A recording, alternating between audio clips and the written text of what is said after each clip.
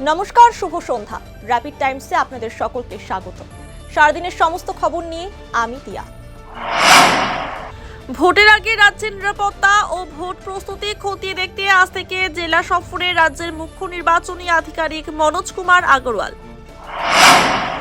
লম্বা লাইন থেকে মুক্তি পাবেন ভোটাররা। ভোটারদের সুবিধার্থে তৈরি হচ্ছে 4660টি নতুন অক্সিলারি পোলিং স্টেশন। ভোটের আগের দিন থেকে সংবাদপত্রে রাজনৈতিক বিজ্ঞাপনে বিধিনিষেধ, কেরলে বিজ্ঞপ্তি জারি কমিশনের। এত নাম কাটলে ভোট দেবে কে? বিজেপির দালালি করতে গিয়ে গণতন্ত্রের পরিহাস হচ্ছে, কমিশনকে কটাক্ষ মমতা বন্দ্যোপাধ্যায়ের।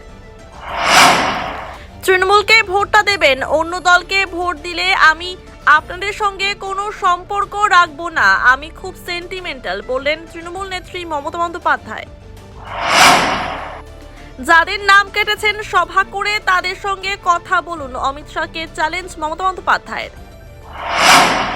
খড়গপুর বিধানসভা কেন্দ্র থেকে মনোনয়নপত্র জমা দিলেন বিজেপি প্রার্থী দিলীপ ঘোষ। উপস্থিত ছিলেন শুভেন্দু অধিকারী।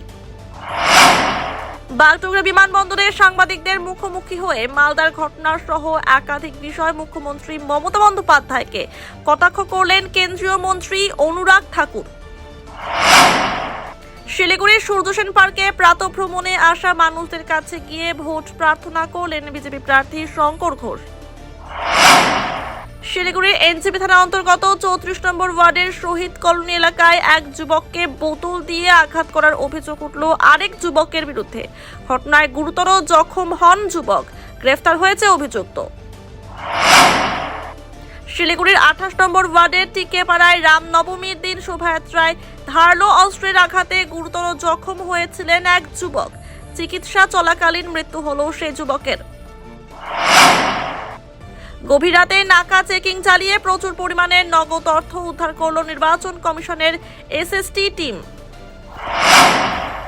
মনোনয়নপত্র জমা দিলেন শিলিগুড়ি বিধানসভা কেন্দ্রের বাম প্রার্থী শরদিন্দু চক্রবর্তী এবং মাটিগাড়া নকশালবাড়ি বিধানসভা কেন্দ্রের বাম প্রার্থী ঝরেন রায়।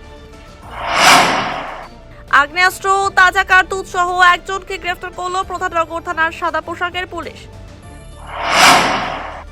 ফাঁসিদেওয়া দানাগঞ্জ এলাকায় বন্ধুদের সঙ্গে নদীতে স্নানে গিয়ে তলিয়ে গিয়ে মৃত্যু হলো এক নাবালকের। ঘটনা তদন্তে পুলিশ।